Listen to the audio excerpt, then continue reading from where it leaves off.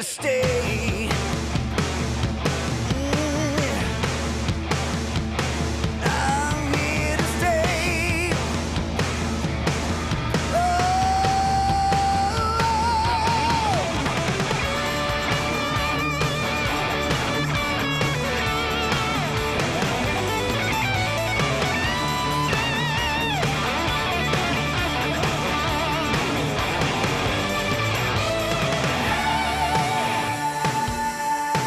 It's time to live and see the light.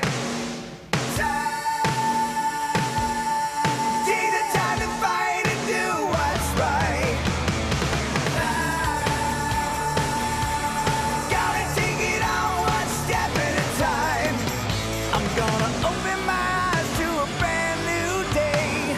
Open my eyes to a brand new day. Open my eyes to a brand new day.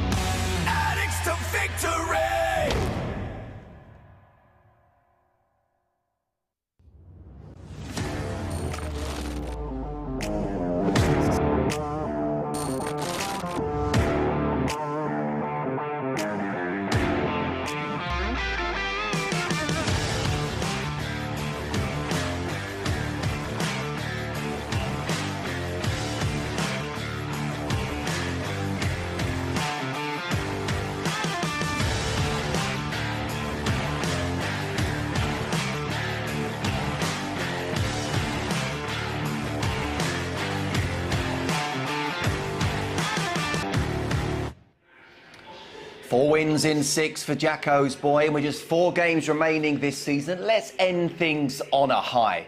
Morecambe are in town, and it could be a little bit tricky. They may be near the bottom, but that means they are scrapping for their lives in trying to survive relegation. Here's what we got coming up. We'll speak exclusively, as always, to the gaffer, Johnny Jackson, and defender Adam Matthews, who's been in fine form. We'll also find out more about an award won by Ryan Innes. And we'll look back at last weekend's excellent victory over Rotherham. Curbs is with me again. Happy Easter, Curbs. Yeah, thank you. Same to you. It's always a good time of the year, isn't it, Easter? Yeah, sun's out. Look at it. It's lovely. We absolutely love it. And I'll tell you what else we love. This man in between us. Effectively killed off the tie with an early goal from Bradley Allen, his 3rd in successive games. With 19 minutes of the second half played, Bradley Allen headed home perfectly from Sean Newton's cross to put the Addicts 1-0 up.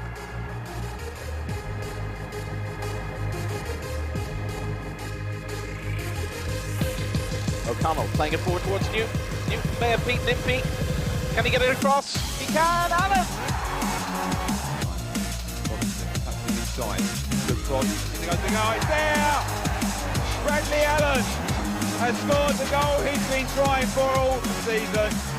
He's been so close, and there he gets scored the goal.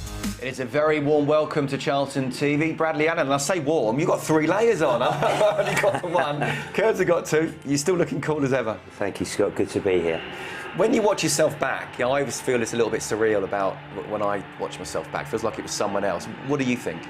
Well, I look at that and I think how much I've aged. Now that I'm young and schoolboy like many, many years ago, but it's nice to see that Charlton footage and a few rare goals that I scored in the red shirt.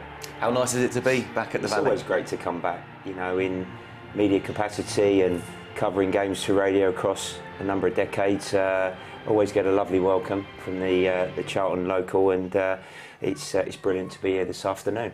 What are you up to generally? You go down the Spurs training ground a lot, don't you? Yeah, I've been working for nearly 20 years with the young academy players at Spurs, which is something that I've thoroughly enjoyed, Scott. You know, I considered being a manager like this illustrious gentleman alongside me, but I think that boat sailed.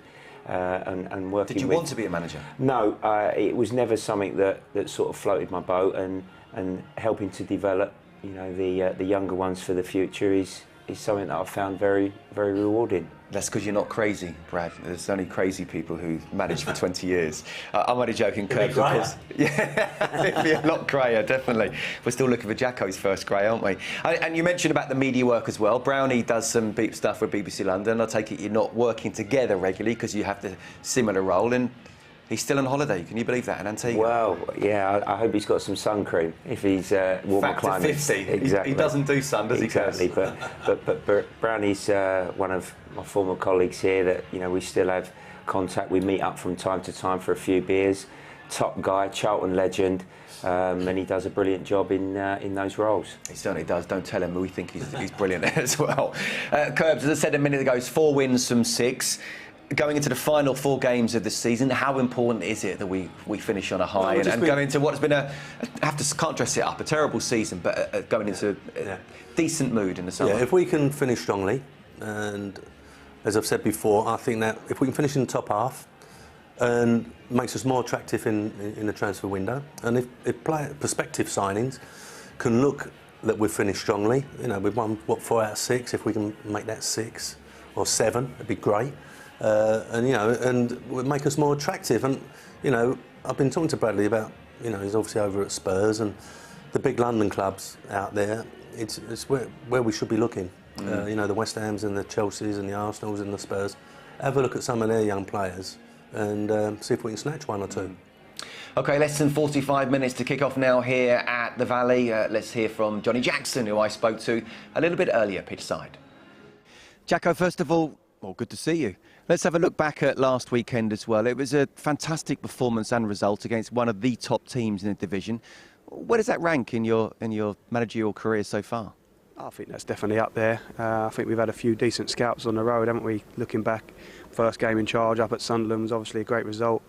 Look at the Portsmouth away game, where it was a really good away performance, and certainly last weekend going to someone that high up in the league, limiting them to few chances, creating a fair bit ourselves, scoring one and winning 1-0 away from home. That's always a pleasing result. It's nice to be referencing other results though, wasn't it? Not say that was the one standout one. Yeah. So the training ground, I imagine, this week has been pretty buoyant? Yeah, always good. Winning helps, doesn't it? So great atmosphere. We're on a decent run of form. So everyone's in a good place. Obviously, we've got players back fit. We've got a lot to choose from. So there's a lot of competition. Training's been really good, and having a clear week to work always helps. They say it's a good problem to have with everybody fit. So how are we lining up this afternoon? Yeah, just one change. Young Mason Burso comes back into the side up front. Yeah, that's just one change from last weekend. And the reason behind that? Just wary of Connor's load. Obviously, he's come back from injury and played every game, every minute pretty much so far. And obviously, we've still with a game coming thick and fast Tuesday. 3 games left. Obviously, after this, I need to manage that carefully. So he's just obviously one that's a look at. And in terms of Morecambe, the opponents today, they're only outside the drop zone on goal difference, but they have won 2 of the last 3, albeit losing the last one. How do you see them? They'll be fighting, won't they? Oh, of course they're going to be fighting, yeah. They've still got a live chance of staying up, and they've got 12 points to play for, and they'll be fighting for every single one, starting here today. And they've got threats. They've been, even in defeat, they've been really competitive in games. They've got the division's top scorer up front, so obviously he knows how to find the net, doesn't he? So they have got threats that we need to be wary of, but obviously they've got deficiencies as well because of where they are in the league. Naturally, they're going to have weaknesses that we need to exploit. And just finally as well, how important is it for you today that we build not just on last week's performance, but what it's been for several weeks now? Yeah, I just want to keep this run of form going. Obviously, we won 4 out of the last 6. The only defeat being here against Lincoln, which even it wasn't a terrible performance in that game, and obviously went down to 10 for a period. So even in defeat, we're in a good place as far as our form, not as far as our league position. That's not going to be where we want to be, even come the end if we win every game. But I want to finish as high as we can. I want to keep this run going. There's a bit of positivity about the place. We're playing in front of our own crowd, so let's try and keep that going. Good luck. Thank you. Yes, there is a lot of positivity right now, considering what has been a very tough season. Just the one change then from last week. That's Mason in for Connor, who Jacko quite rightly wants to make sure that he's got for the final 3 games. I'm sure we'll see it at some point today. We haven't quite got the team there. We'll get it on in just a second. But other than that, Curbs, it is the team from last week. So it's a great opportunity for Mason, isn't it? Yeah, because I think the games he got, Mason, we were struggling. No disrespect, but the 3 centre forwards were out. Stockley and EK and Washington. So he was thrust in into the forward line. It was a bit tough for him, as it was for the team. But it's nothing better than playing a young player when the team's playing well, fully Makes confident. a big difference for him, isn't it? And to be fair, the perfect partner in Stockley will look after him.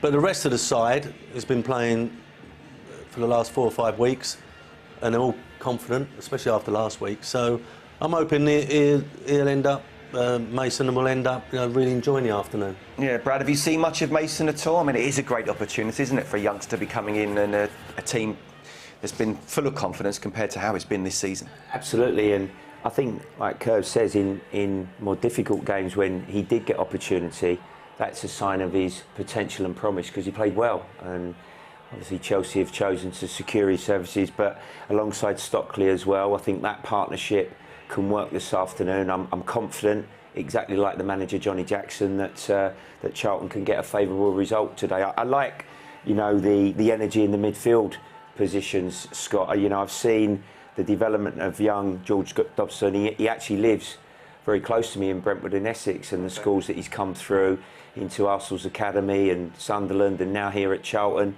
I think he's a disciplined midfield player. I think he brings energy. I think he brings order to Charlton in that area of the pitch. I think the home side will be fine today. I don't want to influence any votes, but he gets my Player of the Year. But look at the bench as well. There's DJ, there's Jake, there's Connor, there's Jonathan Lecco, and Chuck's back as well. Yeah, I didn't. That's a big bonus that he's back, because you want him to end the season fully fit. So as a manager, you've got no qualms about letting him go off and enjoy his break. But obviously, if he's if you're injured, they can't do that. So hopefully you stay fit. But yeah, it's a strong bench, as we keep saying. And, you know, with this running, I'm sure Jacko will give Jake a few games. I think he needs that. And, yeah, a strong bench, as we often say, most weeks. Yeah. OK, well, let's have a look at the league table then, shall we? And we stand 15th right now. You can see it's very tight at the top of the bottom of the league, if you know what I mean. Just 1 point separates us in 15th, and Cheltenham, who are just inside the top half, in 12th. Cheltenham, Cambridge, Accrington and ourselves all actually won last weekend. At the very bottom, Crewe were relegated last Saturday after losing to fellow strugglers Doncaster, who may follow them over Easter. Gillingham moved level on points with our opponents for today, Morecambe, by holding Wycombe to a draw, and has now just 1 goal keeping Morecambe out of the relegation zone. And Brad, it's been a poor season. The best we can hope for is that 12th position, that top half. So that's something we've got to aim for, isn't it? Yeah, you've got to push. As Alan said, I think with, 4 games remaining, there's 2 or 3 victories for us. And that's got to be built upon. I think, you know, the key thing for sure is not only to finish the season in a positive fashion, but recruitment. I think that's, you know, huge for Charlton next season. And they do not want to be sitting marooned at this level of football. I think, you know, this club has the opportunity to be successful next season, but I think the personnel that they bring in is going to be very, very important. We couldn't agree with you more, both Curbs and myself. Let's look at the top half now, and Wigan edged closer to promotion on Tuesday night by picking up a point at Burton. Also Tuesday, Rotherham missed the opportunity to get themselves back into the top 2. They went 3-0 down at Portsmouth. Real pressure on Rothers now. They are 3 points behind second place MK Dons with the game in hand. Better goal difference, so it's still in their hands, but nervy times there. Sheffield Wednesday 5th, Sunderland 6th, Wycombe 7th, all level on 73 points. Oxford in 8th have now lost their last 3 league matches, which has put a big dent in their promotion hopes. And Curbs, I mean, a couple of weeks ago we thought the top 2 were sorted, but look at that now. Well, it seems like that cup run that Rotherham have, you know, you're involved in it, you know, playing at Wembley and winning the Papa John's. Looks like it's took its toll. I don't want to take nothing away from our performance last week, but coming off of Wembley and winning a tournament like they did, it was difficult, and they've gone and lost again midweek. So I can't believe MK Dons are in there. I have to say, they've done unbelievably well. Yeah. But for Rotherham, it's 1 win in 7. I was actually there last night doing their Player of the Year dinner, and everyone was slightly down. So as a manager, if you were Paul Warne, and he's still a reasonably inexperienced manager, you're the opposite end of the spectrum, what would you do to turn things around? Well, you've got to win a game, haven't you? Yeah, how do you do that? Well, you know, that's the problem now, that they could get their noses in front this afternoon and then decide that, you know, panic are setting and they don't play a normal game and they sit back and invite pressure. You just need to get that result. Don't know how, but, you know, maybe a set, but just got to get another result just to spin it around.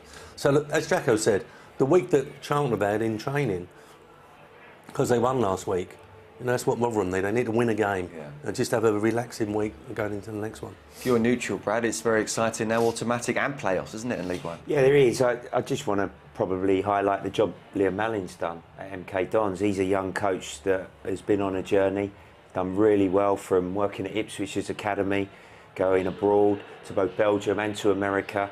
His first proper job, and it's nice to see actually a young Troy Parrott just starting to get on the score sheet. He's playing with more confidence, scored some key goals in some of their recent results, and they're a contender for one of those automatic spots, I think.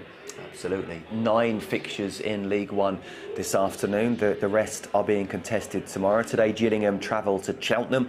A win for the Gills could take them out of the relegation zone, would also help us as well, as we are currently behind Cheltenham, who are 12th. Also at the bottom, big game has now relegated Crewe host AFC Wimbledon. Wimbledon 3 points from safety at the moment, so perhaps a must-win for them in the playoff race. Wycombe host Plymouth, and away win would all but secure Plymouth's playoff spot for them, but for a win for Wycombe would bring them back into very serious contention for a top 6 finish. Tomorrow evening, our opponents Tuesday, Cambridge, travel to the DW to face champions-elect Wigan. And I've gone through almost all those games there, chaps. What about the standout ones for you? Well, I think Wycombe and Plymouth, you know, you're getting to the business end now, aren't you? Well, Wycombe and Plymouth, for me, teams vying for the playoffs, but then AFC Wimbledon, they've really got to pick a win up at relegated Crewe to give themselves a chance of staying up. We know that a large chunk of our fan base lives out in Kent, the Garden of England. That's where I live. Do you think there might be a few Gillingham fans wearing Charlton shirts at home today, Brad? I'm sure, yeah, they've given themselves a chance. He's managed to pick them up in the short time that he's been there, Neil Harris, and they're much more competitive than what they was for 2/3 of this season, and that's a crucial game for them because they're running out of fixtures. OK, more on today shortly, but let's get to club news, shall we? And first up, it is ticket news. Supporters are reminded that we launched season tickets for the 2022-23 season last weekend.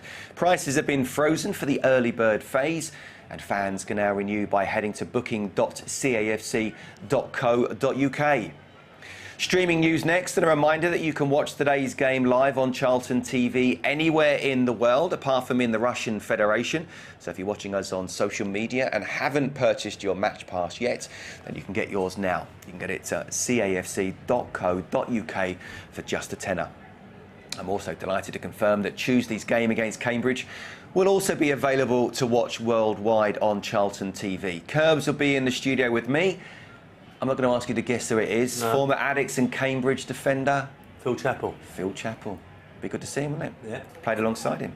As always, match passes are priced at £10 each, and you can get yours now by heading to cafc.co.uk. Well, young striker Dylan Gavin grabbed the headlines on Tuesday night as he scored the winning goal for Billericay Town in the Essex Senior Cup final against Bowers and Pitsia. And what a goal it was. Have a look at this, chaps. Wow. A big well done to Dylan.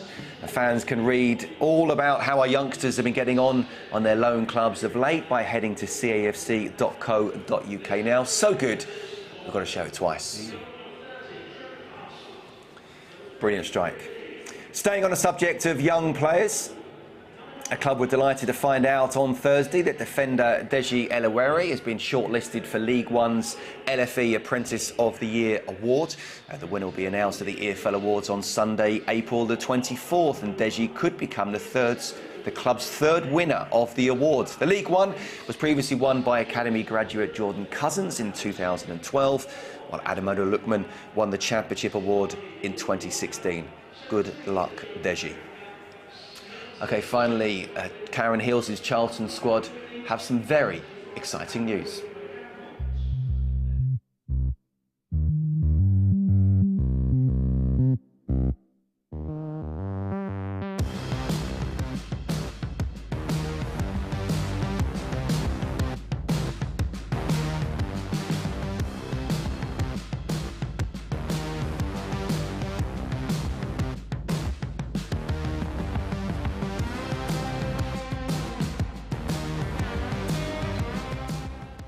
That's right, their final match of the season will see them face Durham here at the Valley Sunday, May the 1st. It will be the first time the club's women's team play here as a professional side, making it a very historic occasion. The match, which kicks off at 2 p.m, falls on the same day as the club's end-of-season meal, so why not get down to the Valley a couple of hours earlier and support Karen Hills' squad? Tickets can be purchased by heading to booking.cafc.co.uk. OK, right, a little earlier this afternoon, Charlotte Richardson caught up with Vice-Captain Rachel Newborough to talk about that very game here at the Valley. Thank you, Scott. I am delighted to be joined by Charlton's Vice-Captain Rachel Newborough. Rachel, thank you for joining us on Charlton TV. First things first, I know you suffered a horrible ACL injury in February. I just wanted to see, how's the recovery going? Yeah, it's going really well. We're at a good point with it now. I'm just past 7 weeks after the operation, so I've got my independence back. I can drive again, which makes life a lot easier, and I'm like out on the bike, starting to lift weights in the gym and stuff like that, so I'm feeling healthier again. So yeah, we're at a good place. Yeah, that's so good to hear, and we wish you the speediest of recoveries. Turning our attentions to what is happening here on the 1st of May. Yep. Charlton women in their first professional season get to play here at the Valley. How is the squad looking forward to it? Yeah, no, we're all really excited. Obviously we've got quite a new squad, so a lot of the players haven't had a chance to play at the Valley yet. And we obviously came and had that training session, and everyone's like, oh wow, it's such an amazing ground. So yeah, when we found out, everyone was really excited. So I can't wait to watch at least. No, it'll be a really special occasion. And can you just explain to us as well how significant it is for the women's team to play here at the Valley? Yeah, no, it is amazing. Obviously, like a ground of like this standard and what have you, it's only going to raise our game, and it's going to be a bit of a battle as well. I know when we played Durham at the start of the season, it was a very physical game, and so we kind of got to get our own back on them. So it's nice to be on a pitch like this. You know, we're very much a get the ball on the ground and like pass it kind of team. So like on this kind of surface, it's going to do wonders for us. So it's brilliant. You broke the attendance record at the Oakwood when you hosted Liverpool. We obviously want to break that record again. We want to get a record crowd here down to the Valley. For anyone watching or catching up on this, what words of encouragement would you give for them to come down here on the 1st of May? Yeah, definitely. We'd love to have as many people as possible. Our squad's in a great place.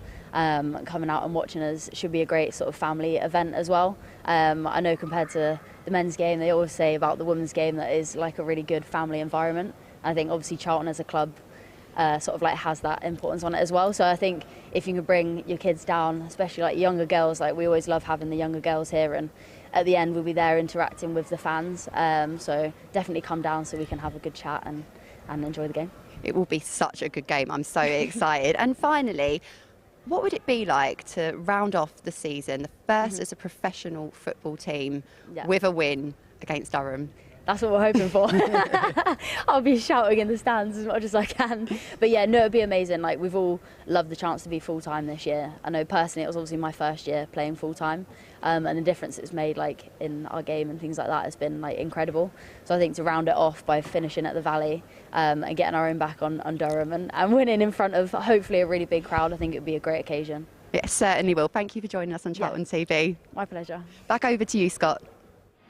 Thanks, Charlotte. Great to hear from Rachel there. Just one more reminder of the tickets. You can go to booking.cafc.co.uk. OK, right, there was some great news as well for defender Ryan Innes this week, as he was recognised for his exceptional work in the local community by being named divisional winner of the 2022 PFA Player in the Community Award. The award is given to the players that go above and beyond with community work, either due to the breadth of involvement or for the depth of support for one particular project.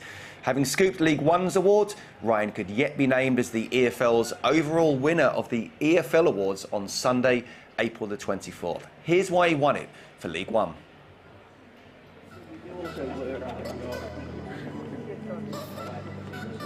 Yeah, being here and helping out with the trust.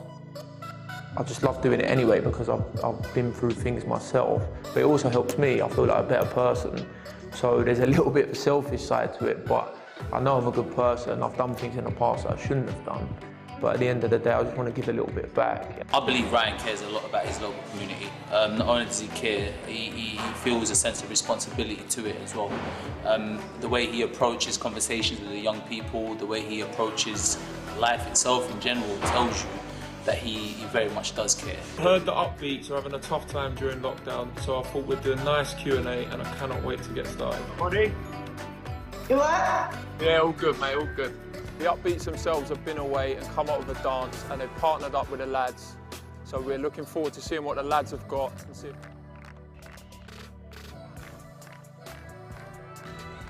You do these things, and it's just going to help you. No matter what you're doing, it will help you just go, like whether you're doing exercise, whether you're doing art, whether you're doing reading or learning or whatever, it's all going to go and help you with your well-being. I go out and play. I think you're saying psychosis itself. I think we haven't heard much in football, but this is more what I'm trying to do here with the help of Tracy and the others. It doesn't have to be just about football. Hi guys, happy World Book Day. I just wanted to say I think reading is important, whether it's to extend your vocabulary or express your imagination within.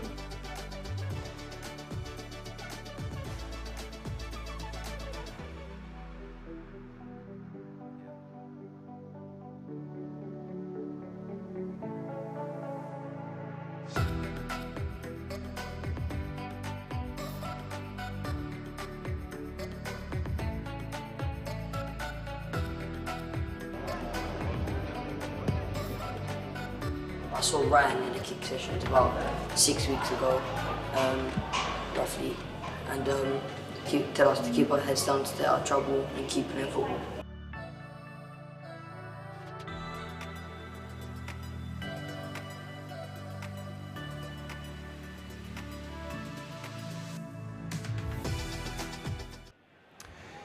Because it has been a tough few years for many people, hasn't it? And some, you know, real difficult stories down. I mean, we spoke at the last home game about the community trust and the work it does and the relationship between this club and the community as well. It's obviously been a tough season for Ryan, but great to see him recognised like this, isn't it? I'm really pleased to see that.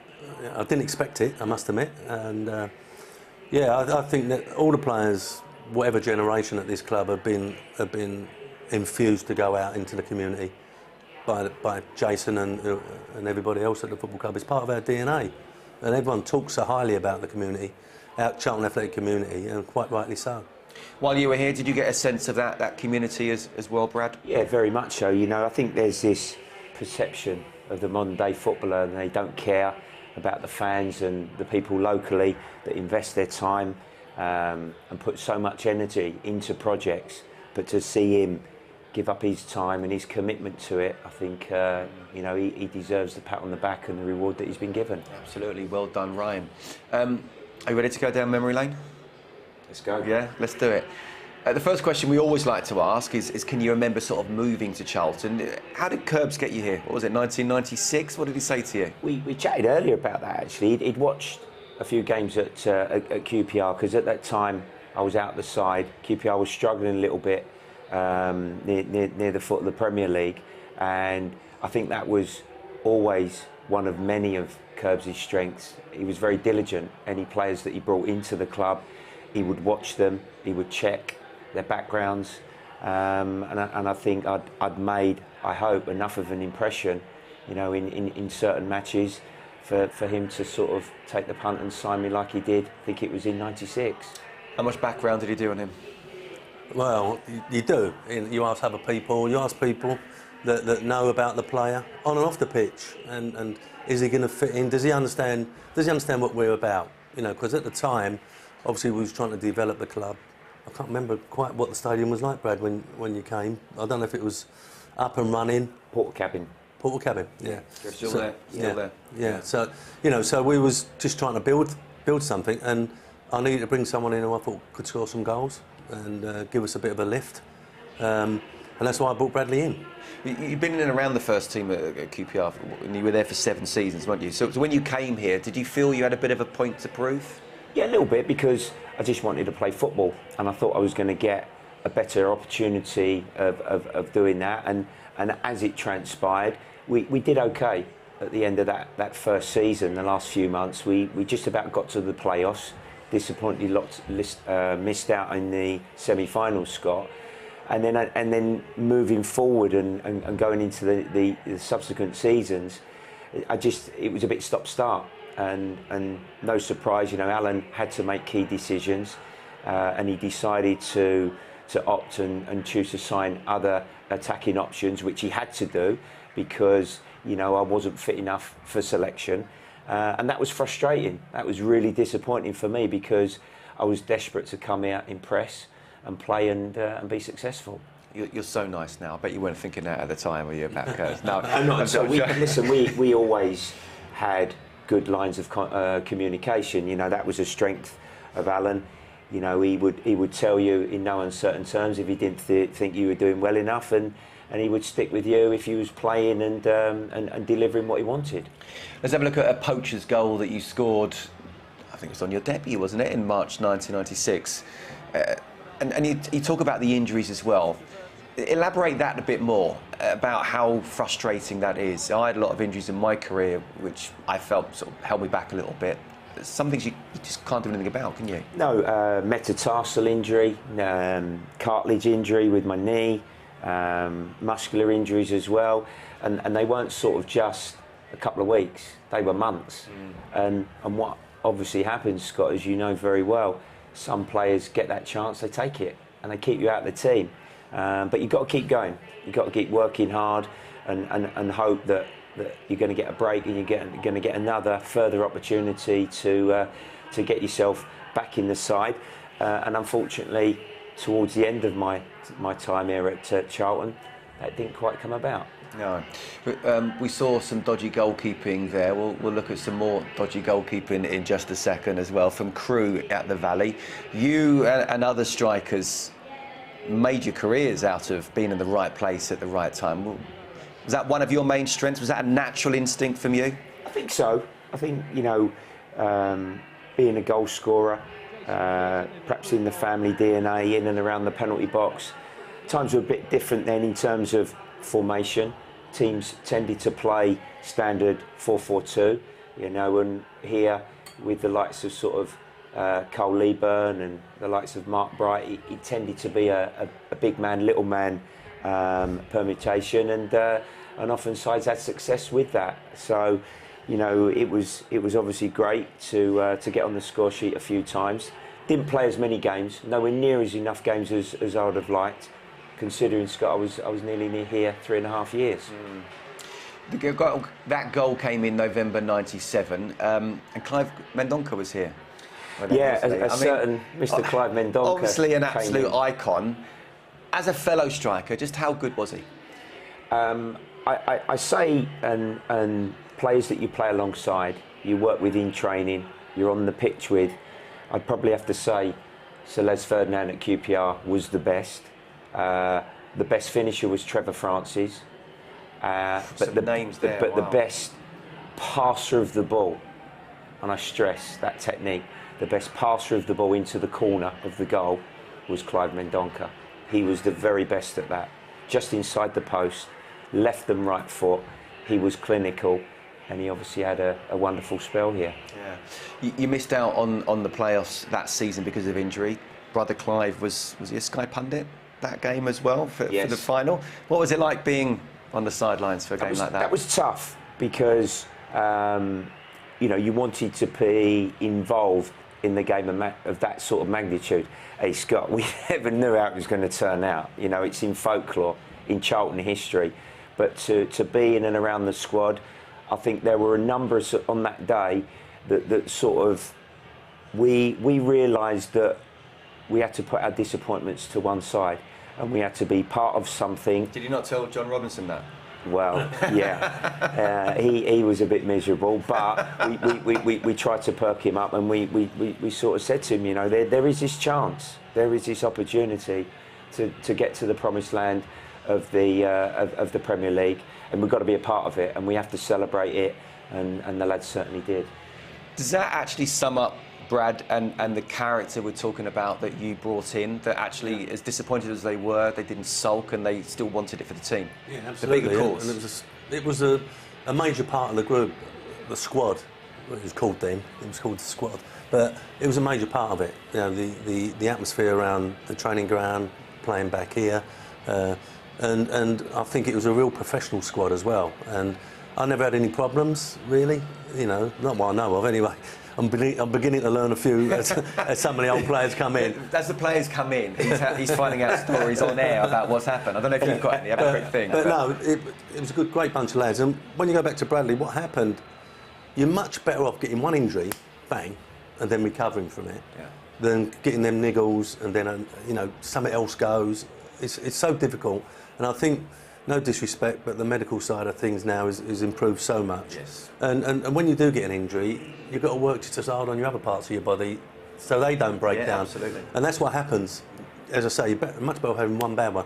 And people forget about the playoff, what we got beat in the semi-finals by Palace. Forget about that when we talk about the club.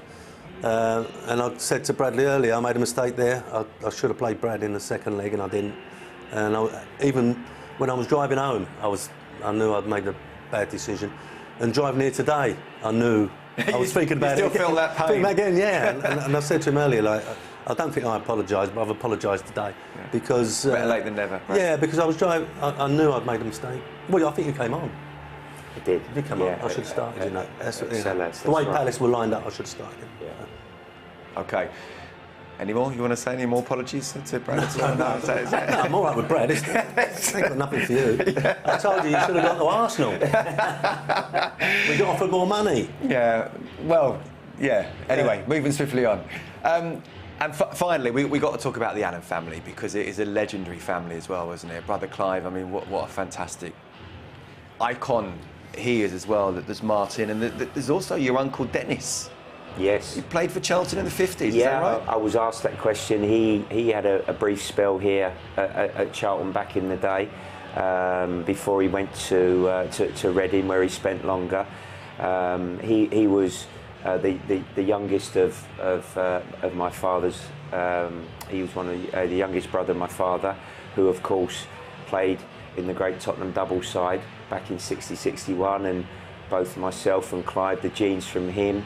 Cousin Paul, brilliant career, cup winner at West Ham at the time, the youngest cup winner in the 80 final when Mr. Trevor Brookins scored that glancing header. And then he get chopped down, didn't he? Yes, by he did. Willie Young. By Willie Young. Yeah. Martin as well at QPR, West Ham and Portsmouth. So, you know, we all had a taster of it, and great memories. We had success, and I think we contributed to the game. Some family, the Allen family. Well, we're glad you're here with us today, and hopefully you can bring us 3 points as well, Brad. But really good to go down memory lane. But let's look back now to last week, shall we? What was a fantastic result, I have to say, and performance as well, Curbs, wasn't it? I asked Jacko the question about how close it was to our best performance of the season, away performance. Where would you rank it? Oh, it's up there with the Sunderland one, for sure. And they put us under a bit of pressure when they started off, didn't they? And we had to defend, and defend properly. But then we grew into the game, and you know, there was lots of balls going in the box, and I think we did a job. We did a job and looked comfortable while we was doing it as well. Yeah. It was a typical away performance. I mean, Brad, you probably wouldn't have enjoyed it because the strikers weren't given that much quality ball in the first half, but we really came into it in the second. And when a team hasn't got that much to play for apart from pride, what can a result like this do for the squad going on to the end of the season? Well, Scott, League One's a tough league. 46 games a season. Can you play well every single match? No. Sometimes personnel available, the form, the opponents that you're playing against, you might have to, from a tactical standpoint, just set up in a particular way. And, you know, Johnny and his coaching staff got it absolutely right. You know, just looking at this Rotherham side and seeing them a couple of times this season, they've got some big, uncompromising players, and you can see why they're challenging at the top of the table. But we matched that. And we had spells in the game where we were able to play a little bit of football. And tell us about George as well, because you know he is having a great season, and you know him, don't you? Yes, he's a local boy near me in Brentwood in Essex, and I've seen him, you know, develop. He's a hard-working young midfield player. I know he's delighted to be here at Charlton, and I think he's really warmed himself to the hearts of the Charlton faithful with the consistency that he's produced in his performance. Curbs, a stat was released on social media over the weekend. He's made the most tackles of any player in England's top 4 divisions. Yeah. That's some going, that, isn't it? He puts himself about. You know, he covers. He's really unselfish. He's an absolute pleasure for a manager. I should imagine he's like that in training as well. You know, and you have to calm him down a little bit. But he snuffles out, doesn't he? He gets around the pitch, makes a few tackles every now and then that perhaps is going to get him in trouble. But it's incredible. But it's incredible that under Nigel, he didn't get a sniff. He didn't get a sniff. Yeah. He was only on the bench, never got a game. And you'd have thought he's the sort of player that will be in your face all the time. Yeah. The coach's face all the time at the training ground. You're not picking me, right? I'm going to show you. I'm going to train like this. What Bradley was saying about conducting yourself properly. But once he got given the chance, he's never looked back. The perfect pro. I don't think he did knock on the door, but show me your performances, and that's exactly what he's done. Someone else is performing very well at the moment is Adam Matthews on that right wing-back position. I spoke to him earlier. Adam, good to see you. Have you got the sun factor on today? It's a wonderful day today, isn't it? It's a beautiful day for football. Hopefully we can get 3 points to make it even better for the fans, but I'm sure we'll have a couple of thousand here to support us in the sun, and hopefully we can get the result we need. Absolutely. 4 wins from 6. I mean, it's a really good run at the moment. How would you assess the mood in the camp right now? Yeah, we're in a good place at the minute. Obviously, overall it's been a disappointing season, but I think we had a tough run in February. We had big players out. Obviously, Jaden coming back in and Connor coming back in have made a massive difference to us. So we're in a good run of form at the minute, and hopefully we can end the season strong to go into next season on a high. I think you've been in great form recently, and culminating in that fantastic assist you made at Wimbledon. But apart from that, the performances have been very good. How would you assess your performances right now? Yeah, right now I feel in a good place. It's been a tough season for me personally as well. I've had a long calf injury. at Sunderland kept me out for longer than I thought I was going to be out. But a couple of little niggles here and there, but I'm feeling healthy now. So yeah, I'm enjoying my football and playing well at the minute. Hope I can keep it going until the end of the season. You're playing in that 3-5-2 formation, which Jacko likes. Now, as a wing-back, that took years off my career. But are you enjoying it?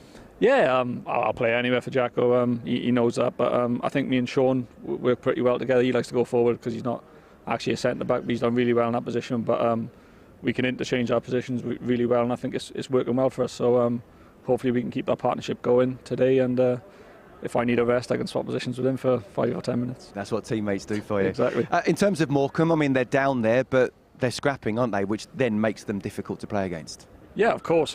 We saw with Wimbledon, they were in the same sort of position, and even though we started the game well against them, obviously with the red card, we let them back into the game. And Morecambe will be exactly the same today. They're fighting for their lives, so it's going to be a tough game, and we need to go into the game with the right attitude, and we're going to win the game, and I'm sure it'll be a tough game, but I'm confident we can get the 3 points. And finally, 4 games left. Some would say that the team doesn't have anything to play for, but you're out of contract, aren't you? So do you still feel you have everything to play for? Yeah, definitely. I think every professional footballer knows. Some people think it might be difficult to play when you've got nothing to play for, but you've got to play for personal pride, a team pride, and we know we've let ourselves down, the fans down with the season we've had. So hopefully we can end the season well and go into next season. Hopefully I'm here next season on a high and build on the form we're on at the minute. Go and get that sun cream on. Good luck. Thank you very much.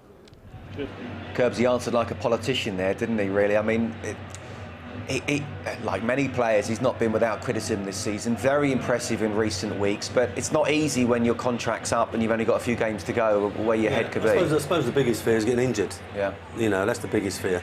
But you know, the way football is at the moment, surely his agent, whoever's looking after him, is saying to people, he's playing every week for Charlton. Yeah. He might be able to do a job for you, or he's in the shop window at the very least. Absolutely, and that's the way he's got to be thinking. But he's not the only one, is he? There's about 4 or 5 in there, or maybe more. Absolutely. So unless Jacko has got other things lined up better, then you can understand why they're being allowed to let their contracts run down. Brad, we often talk when we have strikers in here about the sort of relationship between the wingers and the strikers.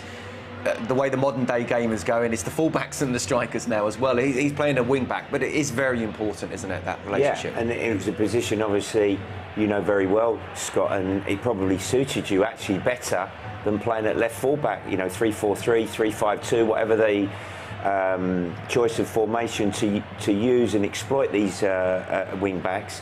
A lot of teams now are currently using it, and I think, you know, attacking the opposite side of the pitch as well. Your actual wing backs scoring at the far post off the end of crosses. But I think it's probably playing on his mind with him being out of contract at the end of the season, but he's got to try and keep his focus. He's got to keep going. There's games to play. There's always clubs watching as well. I'm sure his agent will be telling him that. But like a number of the players that are going to be up at the end of this season, you know, Charlton have got to make decisions, key decisions on some of them. Absolutely. Let's remind ourselves of the team, shall we? Adam is in it, of course. Just the one change. Mason comes in for Connor, who drops to the bench.